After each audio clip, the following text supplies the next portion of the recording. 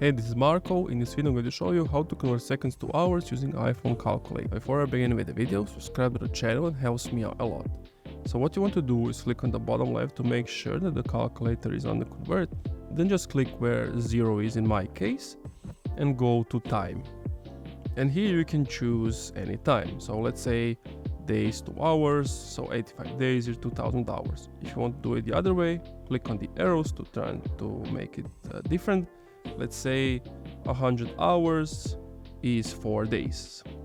So then you can play around with it. So you can convert like days to microseconds, milliseconds, minute, nanoseconds, week, year, hours to, let's say, weeks. So 80 hours, it's not even 1 week. Let's say 900 hours, it's 5 weeks.